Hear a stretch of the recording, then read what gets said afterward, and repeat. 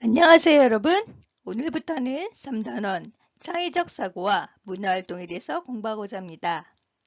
이 단원에서는 문학의 아름다움을 향유하고 자신의 생각을 표현하고 공동체의 언어 문화 발전에 능동적으로 참여하는 태도를 짓는 것이 목적입니다. 자, 그럼 우리 문학의 아름다움에 빠져볼까요? 고고! 우선 단원의 길잡이 짚어보기 볼게요. 첫 번째, 언어 예술의 아름다움.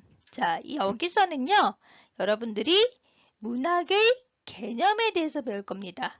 문학의 개념이 무엇인지 아시고, 두 번째, 문학이 우리에게 해주는 것, 즉 문학의 기능 세 가지를 꼭 기억하셔야 합니다. 자, 선생님 한번 천천히 읽어볼게요. 문학은 가치 있는 경험을 언어로 형성한 예술이다. 여러분 2학년 때 많이 배웠죠? 바로 문학의 개념이에요. 그냥 경험이 아니에요. 어떤 경험? 가치 있는 경험을. 그리고 무엇으로? 언어로 형성한 예술이 문학이랍니다. 자, 그럼 이제 문학의 기능 한번 가볼게요. 문학을 감상하는 건 언어에 형성된 그 내용을 읽고 이해하는 것이다.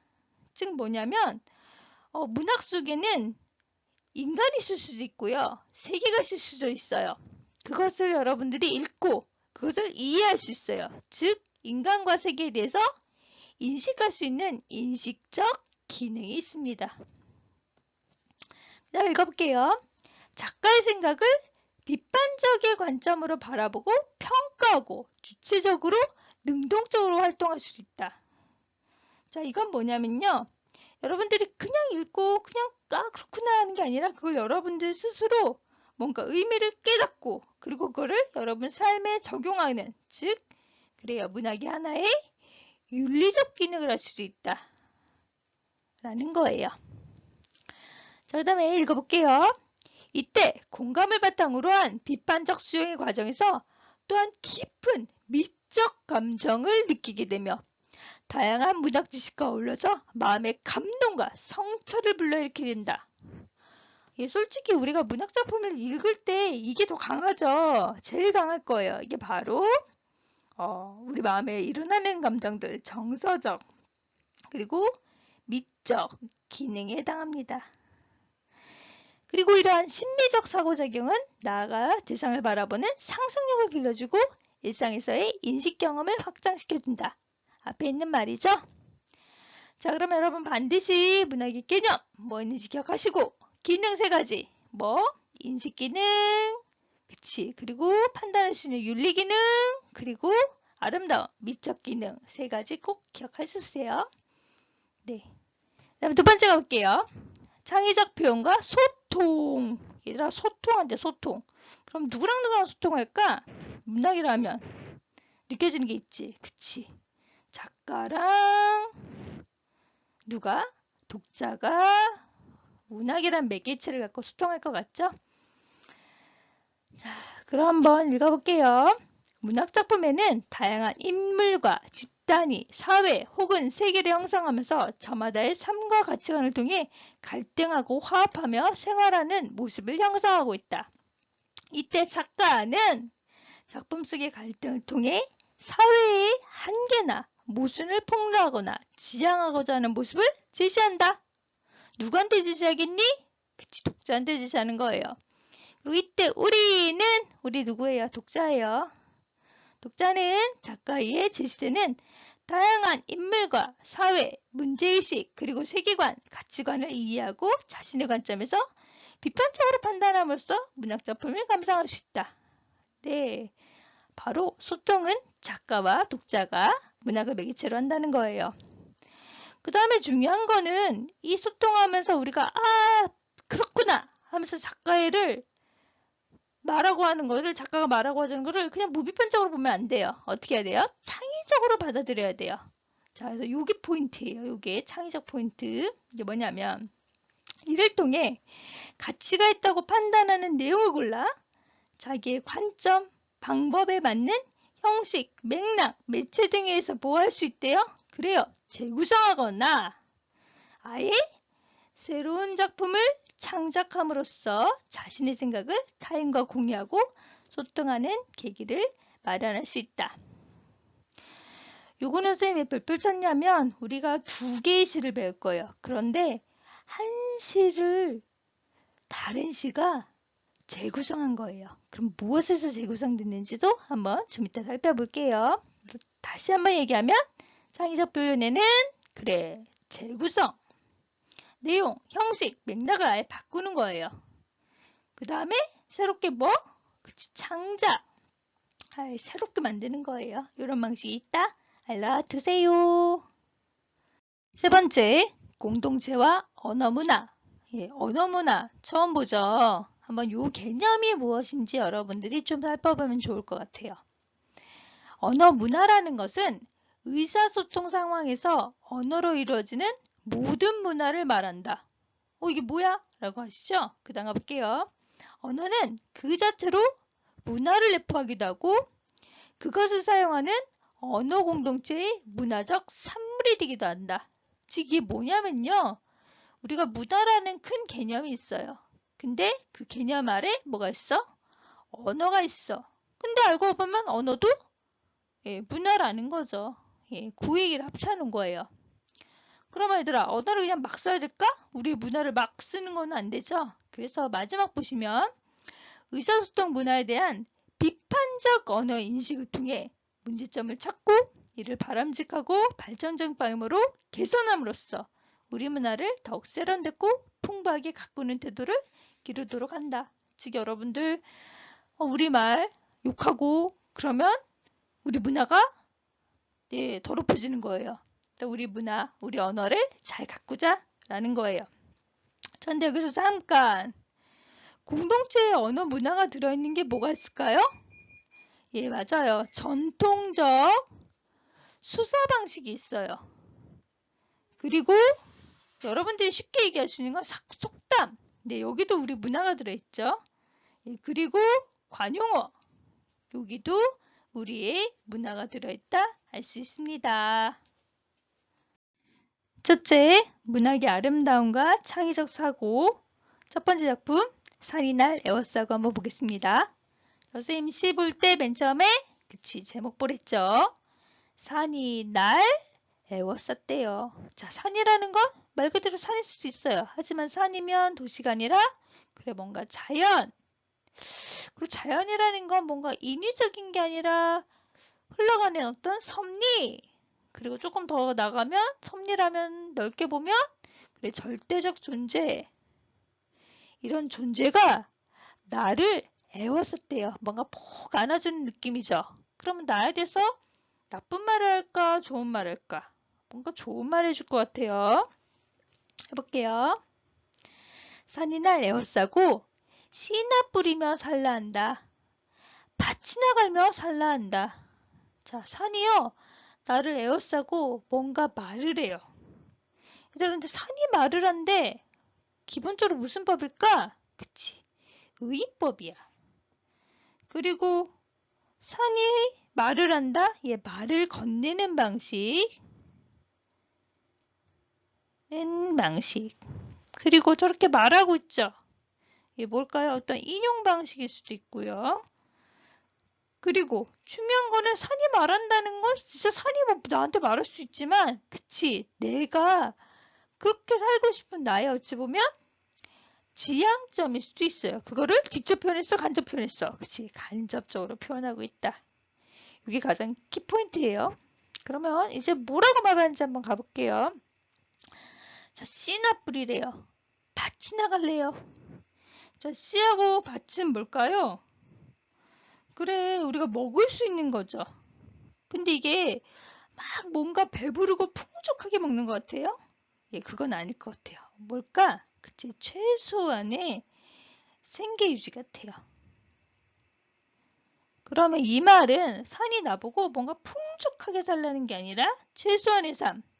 다른 말로 소박하게 살라고 한다. 즉 나는 소박한 삶을 그래 지향하고 있다.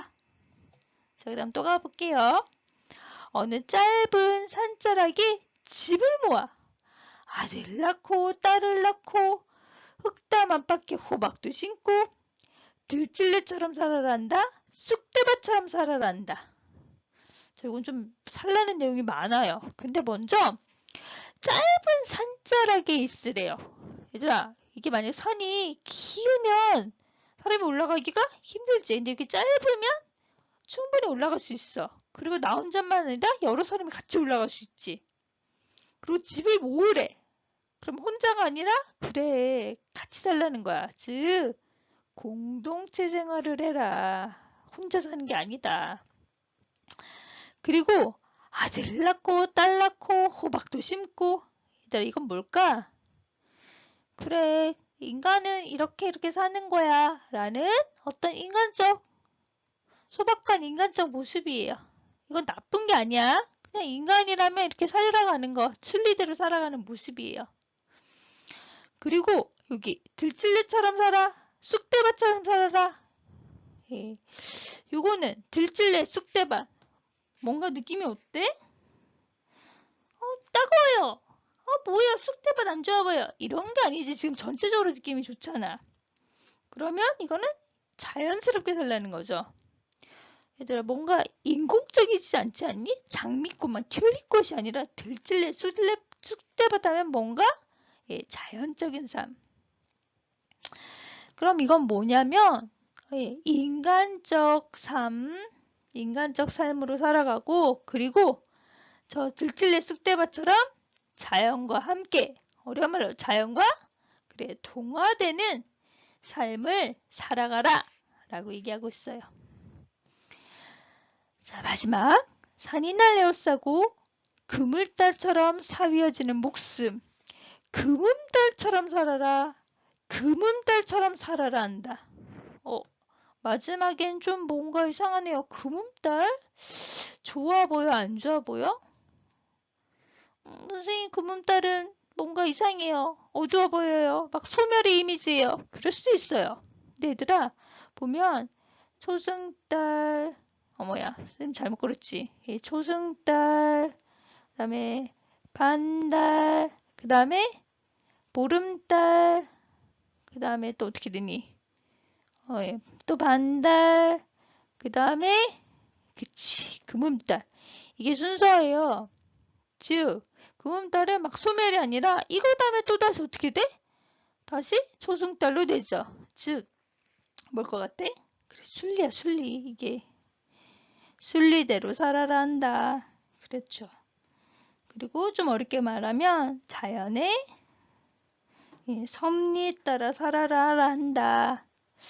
그리고요, 금음달처럼 사위어지는 목숨. 그러니까 죽음에 대해서도 싫어, 버려, 저기 안 가고 싶어 하지 말고 죽음을 그래 초월해라. 그럼 이거 조금 어려운 말로 뭘까? 자연의 섭리를 따고 뭔가 초월적인 삶. 이거는 그래 달관의 삶을 지향한다고 할 수 있습니다. 네, 이 작품 이해되세요? 소박한 삶을 얘기했다가 그 다음에 자연동화되는 삶을 얘기했다가 달관에 되는 삶을 산이 나한테 살라고 얘기한다. 하지만 그 안에는 내가 그렇게 살고 싶다 라는 시죠. 네, 그럼 우리 정리 한번 해볼게요. 자, 갈래, 자유시, 서정시 이런 거 안 내요, 쌤. 자, 성격은 한번 읽어볼까요? 자연, 친화적. 그리고 뭔가 그치, 초월적, 순명주의적. 운명을 거스리지 않고 운명을 따라서 이렇게 산다는 얘기예요. 체제는 당연히 산이고요. 주제, 선생님 특징 중에 하나 있죠. 주제는 그래 자연에 동화되고 또한 순응하고 또 초월하는 삶의 지향. 초월다는 말로 죽음까지도 달관하는 삶의 지향 이렇게 보시면 돼요. 그 다음에 특징 정말 중요하죠. 자, 첫 번째 뭐뭐고 뭐뭐라 한다 계속 반복하죠. 그리고 뭐뭐라 명령하죠. 이런 것들 받으시면 돼요. 그 다음에 두 번째 산이 화자한테 말을 건네죠. 그리고 그 말이 있으니까 인용하고 있죠. 그리고 또 하나 더 써볼까? 산이 말한대 무슨 법? 의인법이 될 수도 있죠. 그리고 화자의 지향을 직접 표현하니 간접 표현하니. 그래, 지향을 간접적으로 표현한다. 이렇게도 볼 수 있네요. 세 번째. 자, 자연에서 삶이 달관의 경지에 이르르는 무슨 구조? 점층 구조. 자, 이게 뭐냐면 아까 전에 보면 1년은 소박하게 살라고 그랬어요. 그 다음에 2년은요. 그 소박을 넘어서 자연과 그래 동화하랬어요. 그 다음에는요. 정말 자연의 순리를 그대로 받아들이는 달관. 점점점 커지고 있죠. 이 점층적 구조 이렇게 볼 수도 있습니다. 그리고 4번 1년과 3년의 그치 비슷하잖아. 그래서 변형된 순위 상관 구조. 자, 다음 선생님 5번 줬을 거예요. 5번은 뭘까요? 금음달 있었죠. 금음달. 금음달. 뭔가 안 좋아요. 그랬어요? 아니죠. 이건 금음달은 뭔가 흘러가는 순리예요. 순리라는 것을 비유하기도 하고요. 뭐 상징하기도 한다. 근데 이거 상관없어요. 그 둘 중에 아무거나 하면 되니까 그런 거 맞으시면 되고 들칠레처럼 뭐 그런 것처럼 있죠. 그런 거는 얘들아 뭘까 확실히 지규 이런 것도 있죠. 뭐뭐처럼 있는 부분. 네. 그렇게 해서 이렇게 정리하면 좋을 것 같습니다. 자, 이제 활동하기 한번 볼게요. 이 작품에서 화자가 추구하는 삶의 모습이 어떤지 생각해보고 작가의 의도를 말해보자. 우리 다 했죠. 뭐 소박하다, 자연동화다, 그 다음에 달관 이런 거죠. 한번 해볼게요. 화자는 세속적인 문명에서 벗어나 자연에서 씨를 뿌리고 밭을 갈며 산자락에서 아들과 딸을 낳고 소박하게 살아가는 삶을 추구한다. 자, 그런데 이게 박목월이 언제 썼냐면 그래 일제강점기에 썼어요. 이런 시기에 암담한 현실 속에서 벗어나 자연 속에서 소박하고 인간적으로 살아가고 싶은 마음을 화자에게 투영했을 것이다. 예, 앞에 것으로 보는 건 얘들아 그래 절대론적 관점이에요.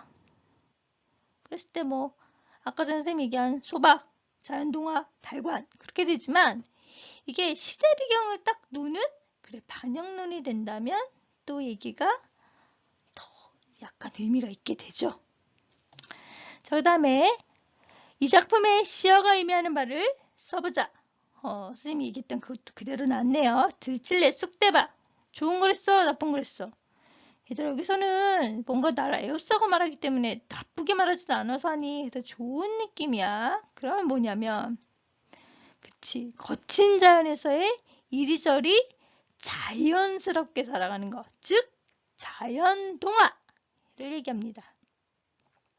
그 다음에 금음달도 좋은 거랬어 나쁜 거랬어. 그래 좋은 거야. 소멸 이미지일 수도 있지만 이런 이미지일 수도 있지만 소멸, 쇠퇴 이런 이미지일 수 있지만 여기서는 이제 금음달 다음에 다시 초승달이 되죠. 그래서 뭔가 초월적 인식, 달관의 경지 그리고 특히 뭐 죽음에 대해서도 이렇게 의미할 수도 있다. 하지만 그거를 달관하는 경지일 수 있다. 네, 여러분들 요 단어들 나쁜 뜻 아니에요. 근데 선생님 이 별표 좀 쳐놓을게요. 왜 그러냐면 뒤에 다른 작품에서 쑥도 나고요. 쑥공도 나와요. 비슷한 어휘들이 나오는데 그 의미는 조금은 다를 수 있어요. 3번 이 작품에 나타난 표현상의 특징을 찾아서 그래. 효과를 말해보자. 예. 산이나 화자한테 말을 건네요. 뭐 말한다 라는 반복과 명령을 해요. 그리고 삶의 달관의 경지를 이루는 점층적 구조가 있어요. 자, 그 효과는 현실에서 벗어나 자연에서 소박하게 살아가고자 하는 화자의 간절한 마음을 드러내고 화자의 삶에 대한 인식이 점점 고양됨으로써 자연의 섭리에 따른 초월적인 삶의 모습을 보여준다. 근데 솔직히 이 효과는 그냥 내용하고 비슷하죠. 그래서 여러분들 이 특징을 좀 더 알아주면 좋을 것 같아요. 자, 그리고 이 작품에서 강연에 나타난 표현에 따라 화자의 인식이 어떻게 달라지는지 얘기하자. 이렇게도 볼 수 있을 것 같네요. 첫 번째 1년은 뭐래? 뭐 하랬어? 기억나니? 씨나 뿌리며 밭이나 갈며 최소한의 생계 유지였죠. 그래서 최소한의 생계 유지였어. 근데 이거를 보면 뭔가 적극적이니 느낌이? 그치, 약간 소극적이다 볼 수 있어. 하지만 2, 3년에서는요. 조금 더 구체적으로 내고요. 그리고 뭐뭐처럼 살아라 라고 하면서 예, 화자가 바라는 모습이 확실하게 보여져요. 그리고 정말 그게 하고 싶어져요. 즉 적극적인 삶의 태도라고도 볼 수 있습니다. 자, 이번 시간 산이날 에워싸고를 봤습니다. 자, 다음 시간에는 이 산이날 에워싸고를 재구성한 작품을 한번 볼 거예요. 그럼 여기서 여러분들은 도대체 어떤 면을 재구성했고 공통점과 차이점이 무엇일지 그걸 찾는 게 포인트일 거예요. 자, 그럼 우리 다음 시간에 만나요. 안녕!